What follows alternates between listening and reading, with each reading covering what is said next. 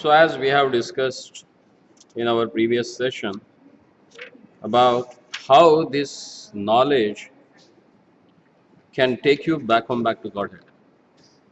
So now Lord is explaining about what is karma, what is akarma, what is action, what is inaction. So next 9 verses from text number 16 to 25, Lord elaborately explaining about his own karma. Then how if someone performs his karma by the direction of a transcendental knowledge, how it becomes a karma, means without any results. So let's we start with the text number 16. Kim karma kim akarmeti kavayo api atra mohitaha tatte karma prabhakshami yajñātva mokshase shubhat. Even the intelligent are bewildered in determining what is action and what is inaction. Now, I shall explain to you what action is, knowing which you shall be liberated from all misfortune. Now, we will link this question to Arjuna's opinion that he gave in the first chapter. He said, "My Lord, I don't want to fight." He gives reason that by fighting, I will occur sin, and that will cause me a pain. So I don't want to fight. And he wanted to give up everything and wanted to take sannyas. He says that I will leave everything, go and live on begging rather than fighting with my own kinsman. So he wanted to give up the activity. But as explained in the 5th chapter, where Lord says, even sannyasis, they can't live without performing activity. Sannyasi means renounced person. But to survive, he has to breathe. He has to take a food. He has to walk. So even sannyasis who supposed to be in knowledge and should not perform any activities, he has to perform activities because he is having a material body. Then how one can remain without any action? How one can live without performing any activity? Everyone has to perform. Then what are those activities which will get you rid of the material world, or which will not occur any kind of a reactions? So now Lord is going to explain that. He's saying, Karmanyoyapi bodhavyam bodhavyam cha vikarmanaha akarmanasya bodhavyam gahana karmano gati. The intricacy of action are very hard to understand. It's very difficult to understand the activities and result of activities also. Therefore, one should know properly what action is, what forbidden action is, and what inaction is. Now, there are 3 types of karma has said here. One is action, karma. One is inaction, that is akarma. And one is vikarma, that is forbidden action. So, what is action? Action means the activities that someone performs accordance to the Vedic injunctions. That is called as the action, which is natural. Okay. Vikarma is forbidden actions, means the scripture says, authority says you should not do that. And if you do that, then that becomes vikarma, means sinful action, in short. And there is akarma. If you perform that activity, then you don't get either bad or either bad nor good result for that. So it is akarma. So how to understand this? Because gahano karmana gatihi. It's very difficult to understand the results of activities. Kavayo api atra mohitaha. Lord says, Kavi means very scholarly person, very intelligent, who knows about the Vedic injunctions, who are expert in that. So he says here that even those scholarly people, they get bewildered to understand the exact action, inaction, and forbidden action.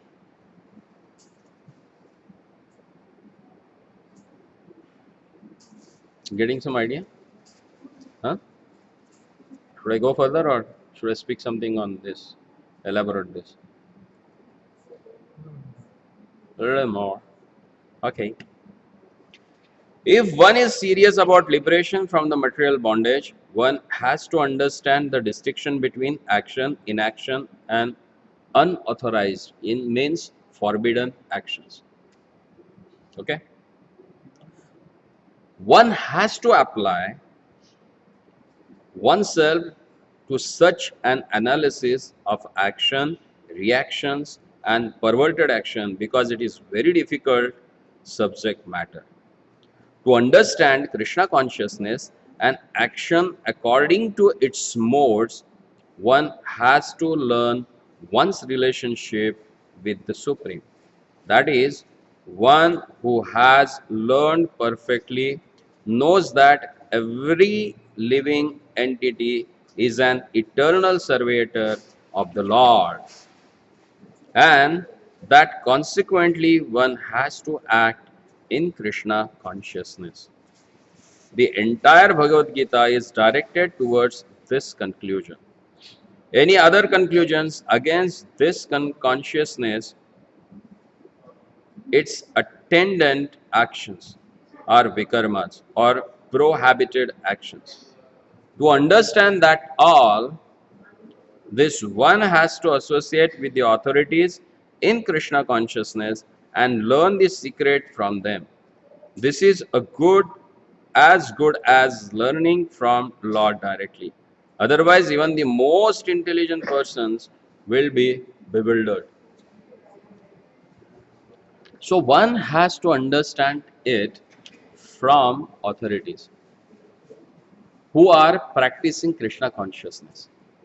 Only they can tell you about what are the actions one supposed to do, what is inaction, by performing which one will get rid of karma or reactions of a karma, and what is vikarma, the forbidden activities or prohibited things that one should not do it.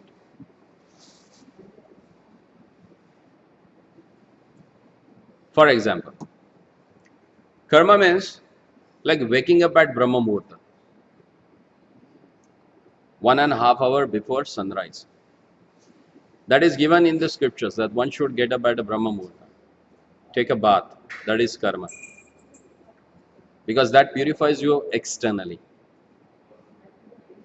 Chant the holy name of a Lord, pray to their Lordship.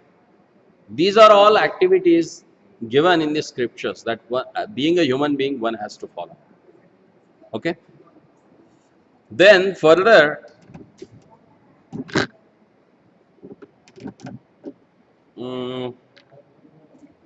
vikarma, which is totally opposite to karma. Like sometimes what happens, we tell them, okay, when you go out, don't look at the left side, there is a monkey. Generally we don't look at that side, but if someone has said don't do that, then mind says, let's see what is there, which black monkey is there or red monkey is there. This is what mind.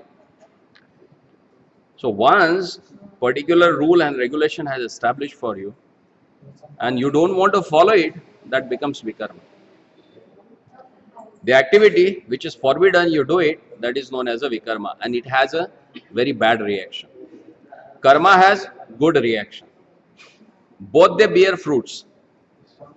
Whether you do activities according to the Vedic injunction or whether you do forbidden action, both bear fruits. You have to suffer or you have to enjoy the results of both the activities. Then what is akarma? Akarma is when you do it for the pleasure of Krishna. Outwardly, it may seem you are following the Vedic rules and regulation, but it will not bear a punya karma. It will not result in pious activities, but it will nullify that activities.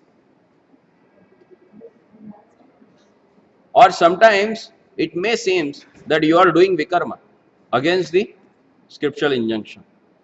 As Lord says, kill that Karna. Because when his cart was caught in the mud, it got jammed and he was not able to move his cart. So he got down and he was removing that wheel. And that time, Lord looked at Arjuna and asked him, kill him right now. Chop out his head. Arjuna said, how I can do that? As per the rules of battle, I should not raise my weapon on the person who does not have a weapon in hands. So how I can do that? Krishna said, just do it. It's my order. And Arjuna did it, so he never got the vikarma for that. He never got any sinful reaction for that. Otherwise, if he has done with his own desire, he would have occurred a sin and he would have gone to the hell. That was a papa. But because it was instructed by the Lord, so it became a karma. Are you able to get it? Like eating food. As scripture says, everyone has to eat food to maintain their body. But if someone eats it without offering to the Lord, that becomes sinful reaction.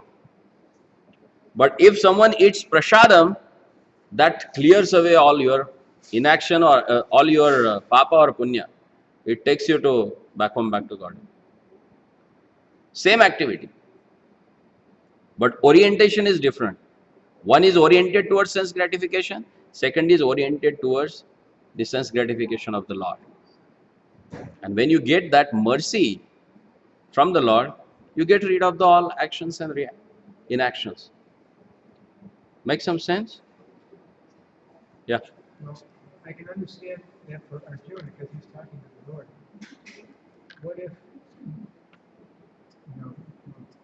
so we would be talking to our spiritual master. So, I'm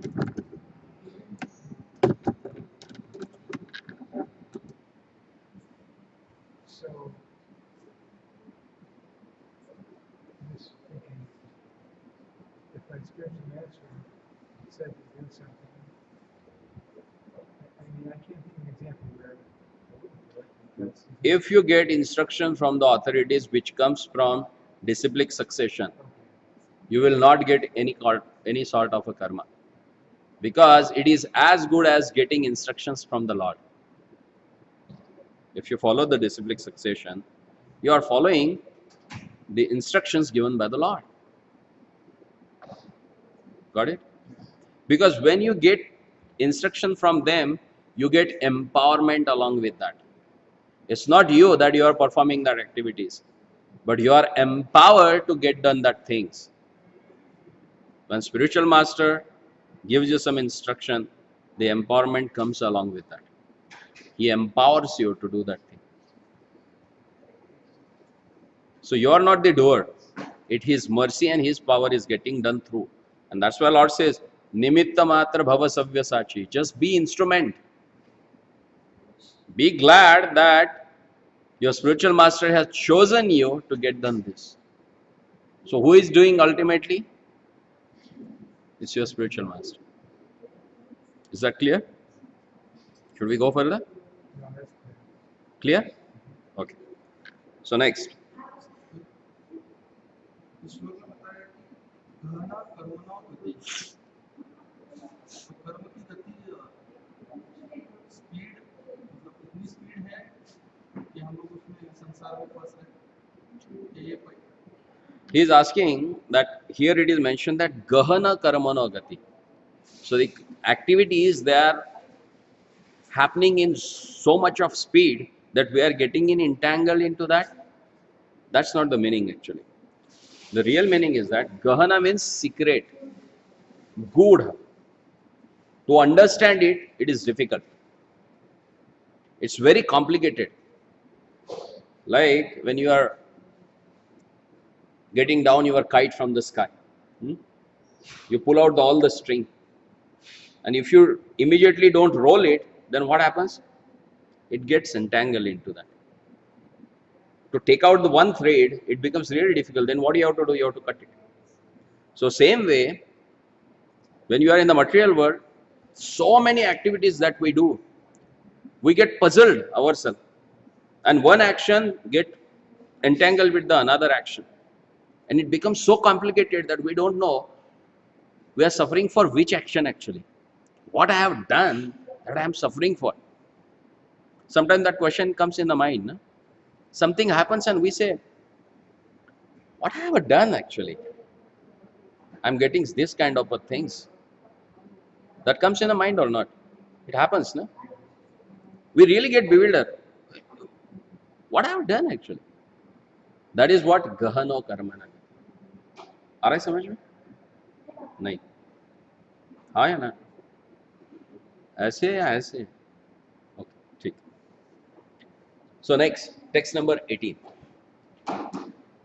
कर्मण्य कर्म यः पश्येद कर्मणि च कर्म यः स बुद्धिमान् मनुष्येषु सयुक्त कृत्स्नम् अकर्मकृत्.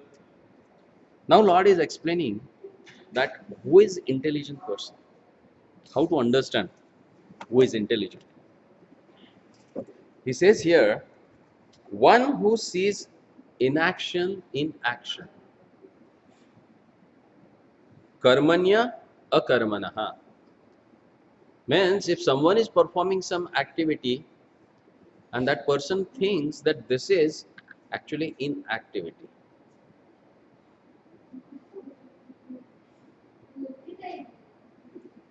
Like they are doing garlands. Some activity is going on. But that activity is oriented towards what? Lordship. So that becomes akarmana, because that will not bear any fruit for them. No bad, no good. But that will be transcendental to bad and good. And that becomes inaction. Getting it?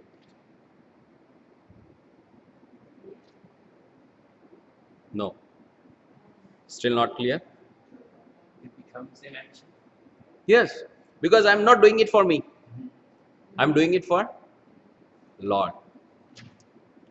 So it will not have any result. Generally action means which bears a result. But here I am performing this activity which will have no material results. Correct? One who sees inaction in action and action in inaction is intelligent among men. And he is the transcendent, he is in the transcendental position, although engaged in all sort of activities. A person acting in Krishna consciousness is naturally free from the bonds of karma. The person who is acting in Krishna consciousness is free from the bond of karma.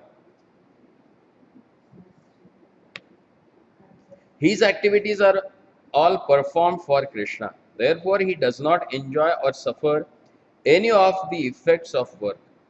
Consequently, he is intelligent in human society, even though he is engaged in all sort of activities of a Krishna. Akarma means without reaction to work. The impersonalist ceases spiritual activities out of fear so that the resultant action may not be stumbling block on the path of a self-realization.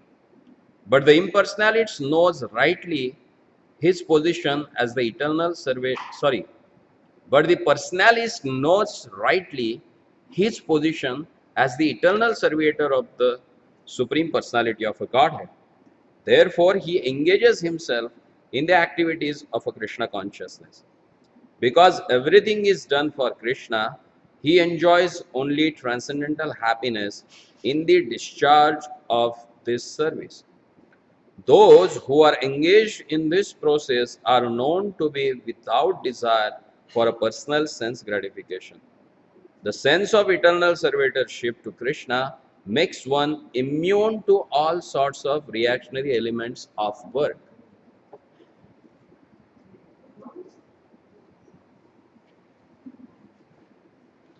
So, any complication to understand this?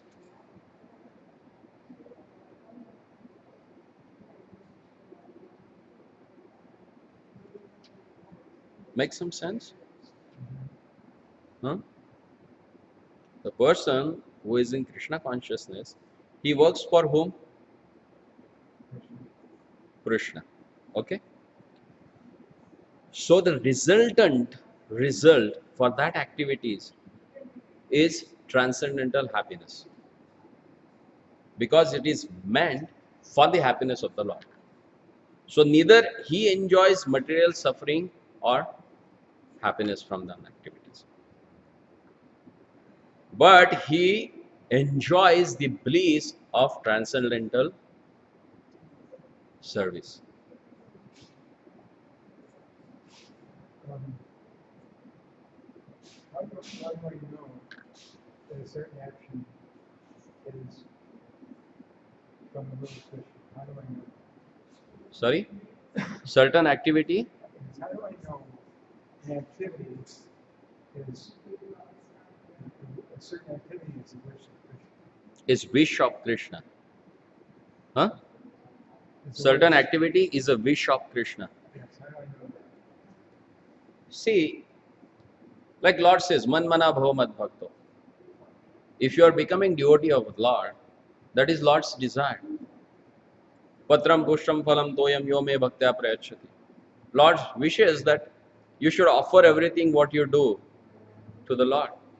So, in accordance with the instructions of the Lord, whatever you do, like doing kirtan in front of the Lord, that is His wish.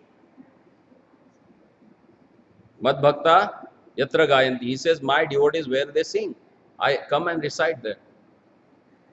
So when you chant, when you dance, that's the wish of Lord. Or simple thing you can understand. By performing that activities, if you are getting a transcendental bliss, that means whatever karma you have done, that was the wish of Krishna. Phalena parichaye. You can know the things what you have done by its result. The result what you got. Make some sense? Generally, it happens, people they ask, how I should know that Krishna is pleased with me or not? Whether what I have done, it is Krishna has satisfied with that or not.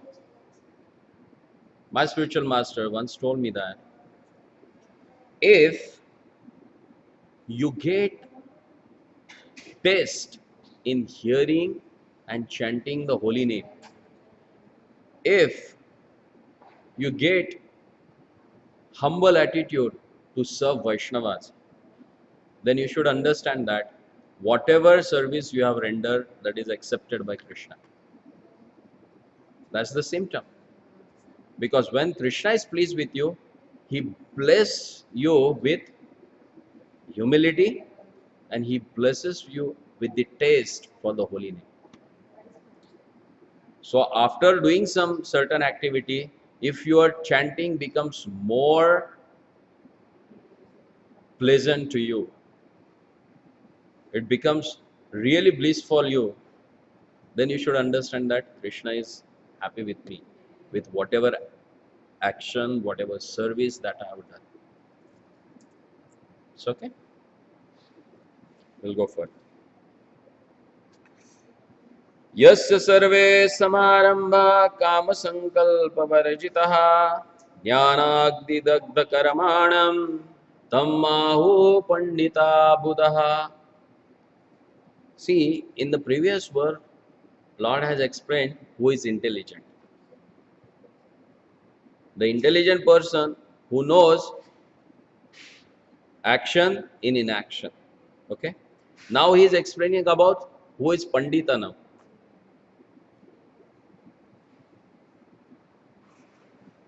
Pandita means learned. Learned means who has gone through the Vedic literatures and who knows. And intelligent means someone may be born intelligent. No need for him to go through the literatures. But Pandita means the intelligent person who has gone through the Vedic literatures. So now he is explaining about the Pandita. What he says? One is understood to be in full knowledge, whose every endeavor is devoid of desire for sense gratification. He is said by sages to be a worker for whom the reactions of work have been burned up by the fire of a perfect knowledge. The foremost quality of a Pandita is Kama Sankalpa Varajitaha. Means who is devoid of desire for sense gratification. Kama Sankalpa Varajitaha. So that person, why he is like that? Because Jnana Agni Dagdha Karmanaha. Because of the transcendental knowledge that he possesses, all the fruits of activities that he has done, they get burned. That's the glory of a transcendental knowledge. That burns out the action, the reactions or resultant activities of a karma that you have performed. And then you become a Pandita, a learned person. You become a learned person. A learned person means who has fixed in a transcendental knowledge which burns the reactions of your resultant activities because Kama Sankalpa Vivarajita, because you are free from desire for sense gratification. So the person who is devoid of desire of sense gratification is considered as a Panditaha. In Niti Shastra also it is said, Loshtavat Paradraveshu Atmavat Sarvabhuteshu Matravat Paradhareshu Ya Janati Sa Panditaha. Who is learned person? Who thinks that others' money or wealth is as equal as stone and pebbles. It does not have any value for him. He never picks it up. When you go on the road, you never pick up stones and pebbles from the roadside, do you? No. So even though some $100, $200, $1,000 bills may be lying on the street, but the learned person, he looked at that money as stones and pebbles. Samaloshta Ashma Kanchana. Matravat Paradareshu. He sees every woman, yes, other wives, as his own mother. He respects them as his own mother. Paradraveshu Loshtavat. Atmavat Sarva Bhuteshu. And he treats everyone as he desired that people should treat to him.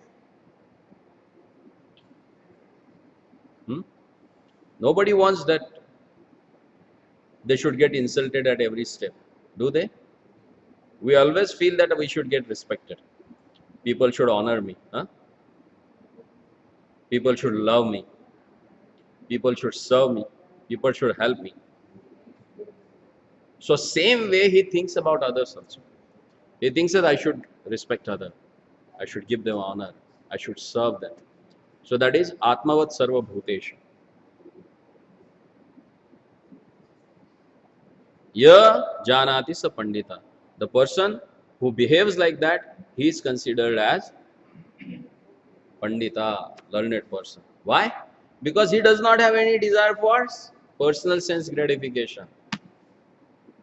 So this is the prime qualification by which you can get rid of activities, by which you can get situated in the transcendental knowledge. Okay? पंडित समदर्शी विद्यालय Same. That comes in same category.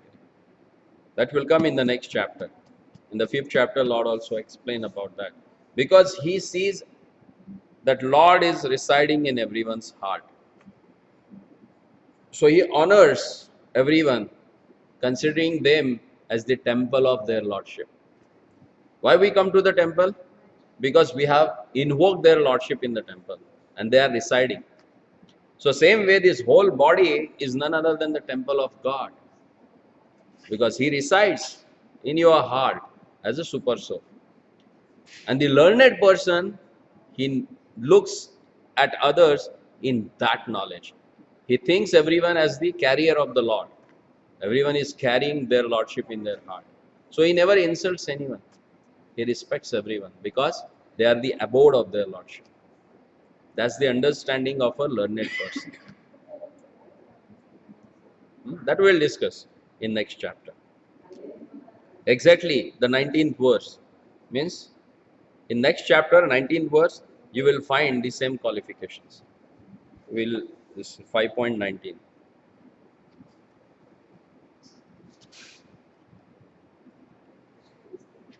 Sorry, 18. Pandita Samadarshina. And here it is said Panditam Buddha. The person is learned, and there what are the qualifications, what are the characteristics of that person, that has explained in the next chapter. That we'll discuss in when we discuss the next chapter. So the next verse, Lord says, Tyaktva karma phala sangam nityatrupto nirashrayah karmanya pravrittopi naiva kinchit karoti saha. Abandoning all attachment to the results of his activities, ever satisfied and independent, he performs no fruitive actions, although engaged in all kinds of undertakings. Now again, the person who is situated in Krishna consciousness and who only works for Krishna, his behavior and his activities as explained in this verse. This freedom from a bondage of actions is possible only in Krishna consciousness. When one is doing everything for Krishna, a Krishna conscious person acts out of a pure love for the Supreme Personality of a Godhead. And therefore, he has no attraction for the results of the action. He is not even attached to his personal maintenance, for everything is left to Krishna. Nor is he anxious to secure things, nor to protect things already in his possessions. He does his duty to the best of his ability and leaves everything to Krishna. Such an unattached person is always free from the resultant reactions of a good and bad. It is as though he were not doing anything. This is the sign of akarma and actions without fruitive reactions. Any other action, therefore, devoid of Krishna consciousness, is binding upon the worker, and that is the real aspect of vikarma as explained herein before. See, now we'll see the practical example of this verse. Srivas Thakur. In Panchatattva, you will find one person standing on the left hand side, extreme to Lord Chaitanya. His name is Srivasacharya. Lord Chaitanya Mahaprabhu, when he was in Navadvip, he used to perform Sankirtan all day long at his place. Even today also that place is known as the Srivas Angan, the courtyard of Srivas Thakur. One day Lord Chaitanya asked him, "Hey Srivas, every day I'm seeing you, you are so busy with me in chanting and dancing. When do you work to maintain yourself? What do you do for your maintenance? I never saw you working anywhere. How do you maintain yourself?" Then he said, "What is this?" He said, "Nothing. I do every time." Means what? He says 3 claps. Within 3 claps, if I get my own food, it's okay. Otherwise, I will tie a rope, bind it to one big stone, and I will jump into Ganges. If my Lord thinks that I should survive, He will provide me to eat. Otherwise, I will jump in Ganges and I will commit suicide. I will give up my life. He had so much of faith because he was doing what he's supposed to do. He was 24 hours engaged in Krishna's service. He said, "I'm doing my duty." And Krishna has promised in Bhagavad Gita, "Name bhaktya pranashrati." My devotees never get destroyed. So he will take care of me. If I'm honest, I'm genuine in my endeavor, I'm doing my part, so Krishna will do his own part. He will provide me if he wants that I should serve him in a better way, then he will give that facility. And that's the way he was getting every day his food. Somehow or other, somewhere, somebody used to come and give some grains and they used to cook and they used to survive.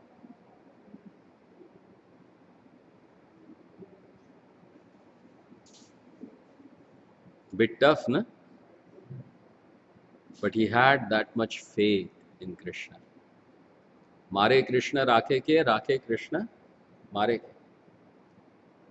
If Lord wants to save you, no one will kill you. And if Lord wants to kill you, no one can save you. So devotee has a full faith in Krishna. They say, "Okay, you want to leave me? Then you will give me. If you don't want to give me, then I will leave." There's a difference, LIV and LEAV.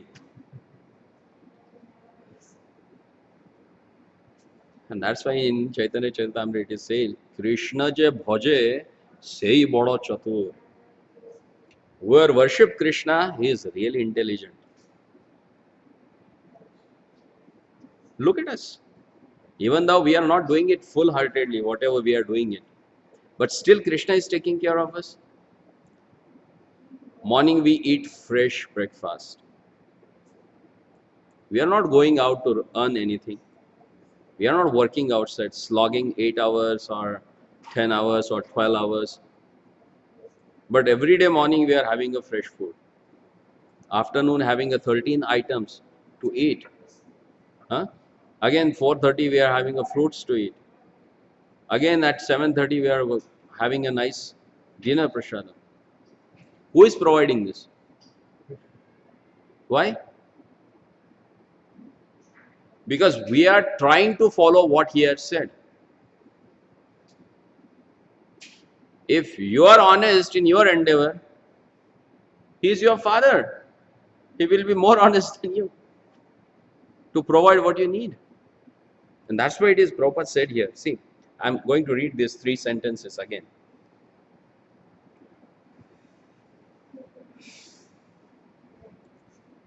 Devotee is not even attached to his personal maintenance, for everything is left to Krishna. Nor is he anxious to secure things, nor to protect things already in his possessions. He does his duty to the best of his ability and leaves everything to Krishna.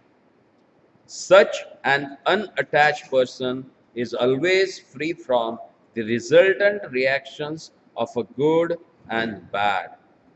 It is as though he were not doing anything. So materially, we are not doing anything. Huh?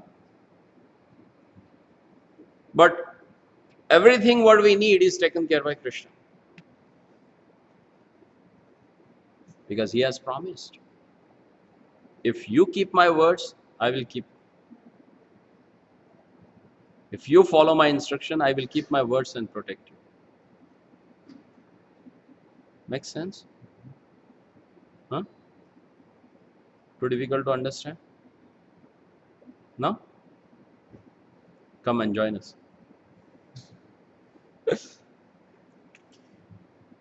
निराशीर्यत चित्तात्मा त्यक्त सर्व परिग्रह शारीरं केवलं कर्म कुर्वन् आपनोति किल्बिषम्. Such a man of understanding acts with the mind and intelligence perfectly controlled, gives up all sense of proprietorship over his possessions, and acts only for the bare necessities of life. Thus working, he is not affected by sinful reactions. The main key is Kama Sankalpa Vivarajitaha. If you are free from desire to sense gratification, automatically all these things will follow.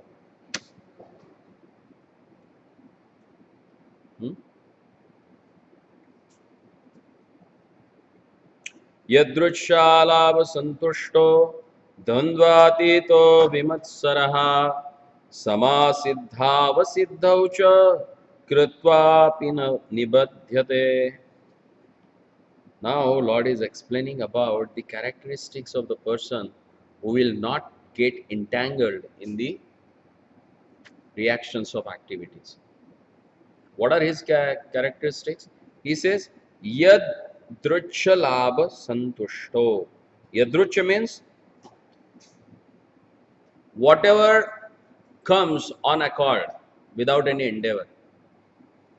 Labha santushto. Whatever comes, he is happy with that. Santushtaha. Santushta means satisfied. Dvandvatito vimatsaraha. Who has gone beyond the dualities. Dandva atito. Atito means already surpassed. Vimatsaraha. And Vimatsara means who does not have any envy for anyone, who is free from envy. Samaha siddhava siddhaucha. And he is equal when he gets or when he never gets. He is happy. That person never gets entangled even though he performs activities. Like a book distributor. He takes the bags of books, he goes out, he approaches each and every person, whoever he meets, he tries to sell them. He is neither happy when he distributes, if someone takes it and someone rejects it. Because he is satisfied what he has with him. He has a treasure of knowledge. So he is going to give others. If you take it, it's your glory. If you don't take it, it's your problem. So he is not bothered about that. Why? Because his condition is yadruchalava santushta. If someone takes it, that is also okay. If someone doesn't also, that is also okay. He is satisfied with that. Because siddhava siddho, whether he gets success in selling it or he gets failure in selling it, it doesn't matter to him. Because he has done as best of his ability to give someone Krishna consciousness. If they don't take it, what he can do? He can't force anyone, as Lord has not forced anyone to do that. He gave the whole knowledge of Bhagavad Gita to Arjuna, and lastly he said, if you desire, you take it. I'm not forcing you. And now, yada ichchasi tata karu. I have given you all this knowledge. Now you do whatever you want to do. But I have done my duty. So same way, the person who follows the instructions of the Lord, he also gets that same mood.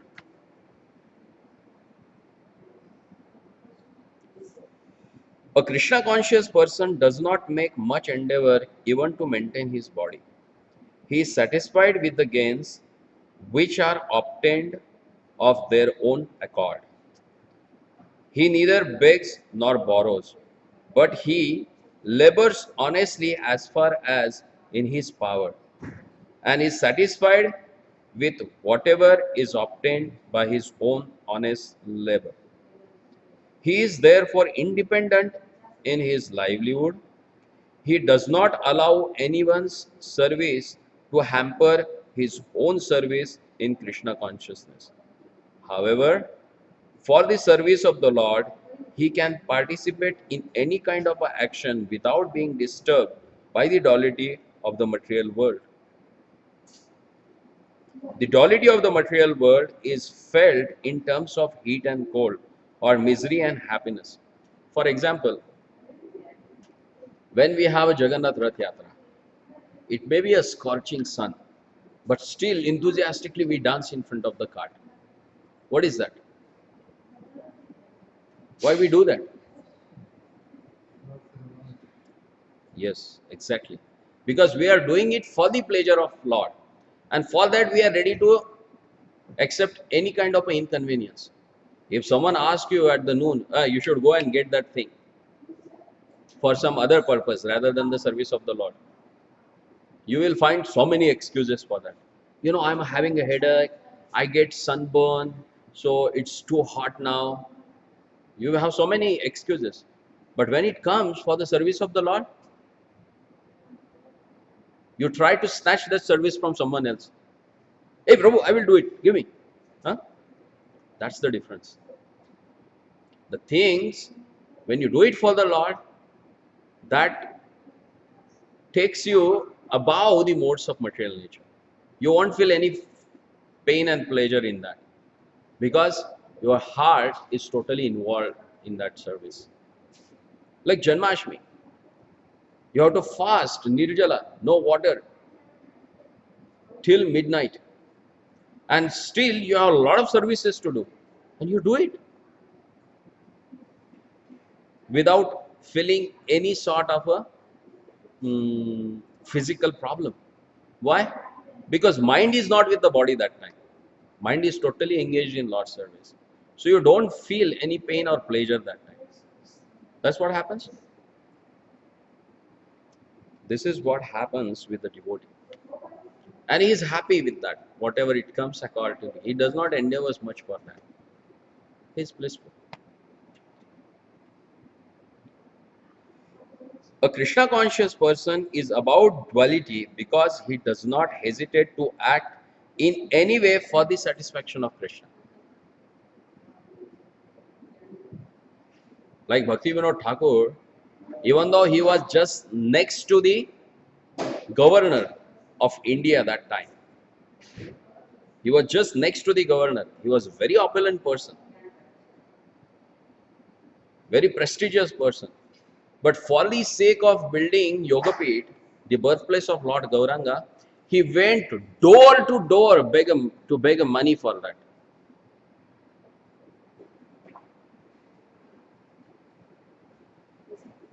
Why he went there? Because he wanted that. If he wanted, he would have built alone only the whole temple. But he wanted that each and every living entity should take part in this good cause so they can get benefited. For their benefit, he accepted that awkward position. Can you imagine the person who is just next to governor is begging door to door for 1 rupee? But he did it. He accepted that inconvenience for the satisfaction of Krishna. Because Krishna's desire that each and every living entity should get connected with him. And to connect them, because people, they are too attached to their hard-earned money. So when they give their money, they give mind also with that. They mind it. So he went each and every place and asked people, okay, you give money, I can use it for building temple. So this is what it means. A Krishna conscious person is about duality because he does not hesitate to act in any way for the satisfaction of Krishna. Therefore, he is steady both in success and failure. So some houses he was rejected. He got rejected. People said, we can't give. Even though they know he is such a great person also, but they said, we don't want to give. So he never forced them, hey, you know who am I?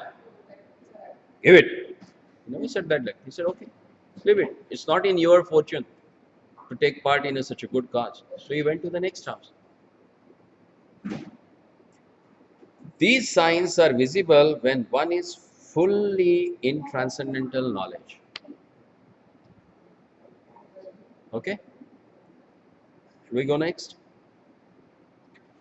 गतसंगस्य मुक्तस्य ज्ञानावस्थितचेतसः यज्ञया आचरत कर्म समग्रं प्रविलीयते.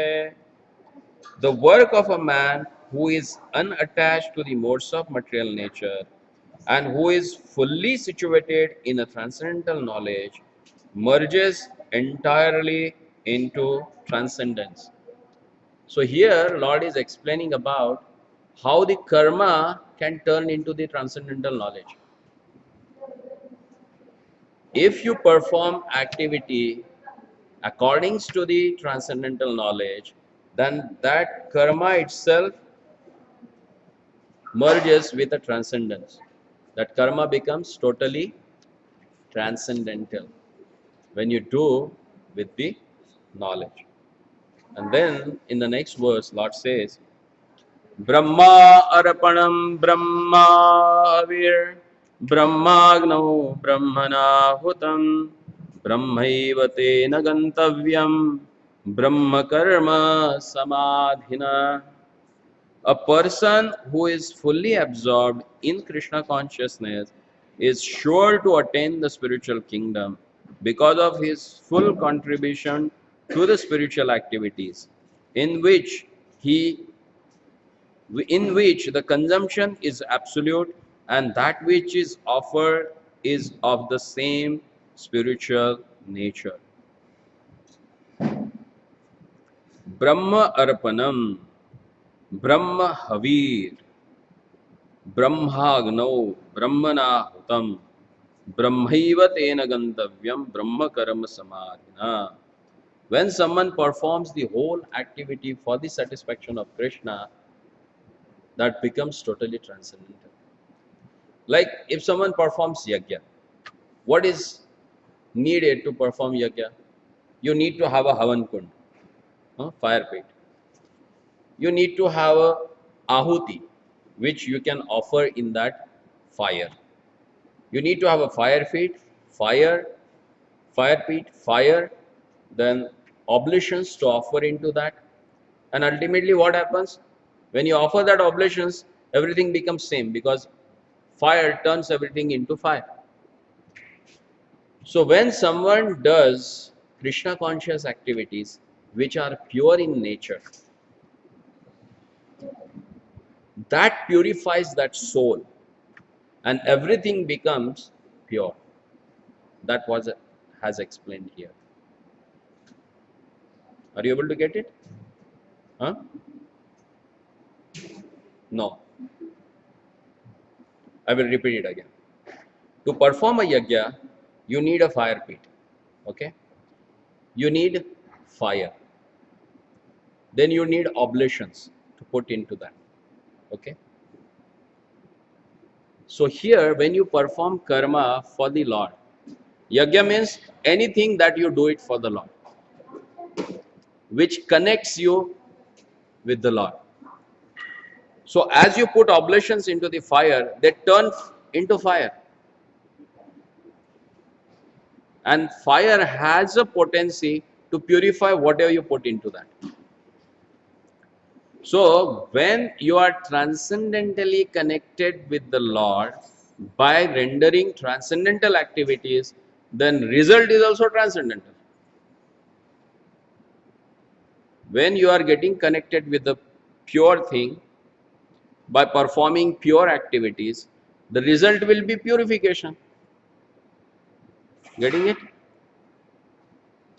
So the activities which are performed on the basis of a transcendental knowledge, they purifies you and they takes you out of this material nature. That's what the whole thing Lord wanted to say from this verse. And the next one, दैवमेवापरे यज्ञं योगिना पर्युपासते ब्रह्माज्ञावपरे यज्ञं यज्ञैव नोपजुह्वति. Some yogis perfectly worship the demigods by offering different sacrifices to them, and some of them offer sacrifices in fire of a supreme Brahman.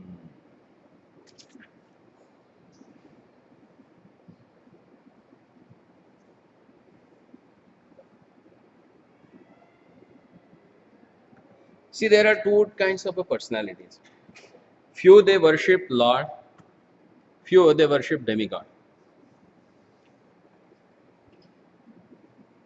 Further in 7th chapter, Lord also says, and even in the previous chapter, 3rd chapter, Lord also had said that less intelligent people they worship demigods to get the temporary results. But ultimately, that worship also indirect worship to the Lord. So, someone performs some sacrifices for the pleasure of the demigods. Ultimately, who is going to give result? Lord. And there are intelligent people, they directly do their sacrifice for Krishna because they know everything comes from Him.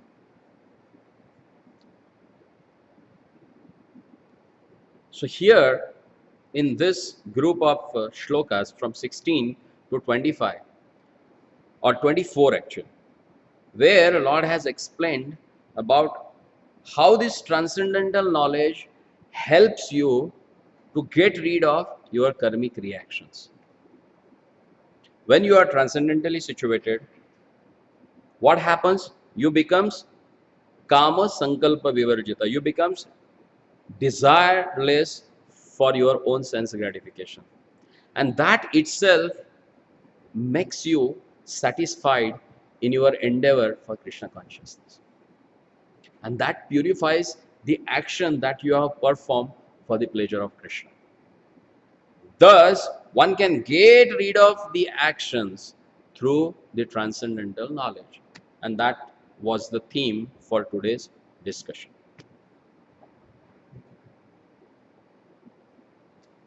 Okay? So what Lord wants to say next, that we will discuss on next Wednesday. So you will be most welcome. Hare Krishna. एक दुर्गा मातेचं हे बघ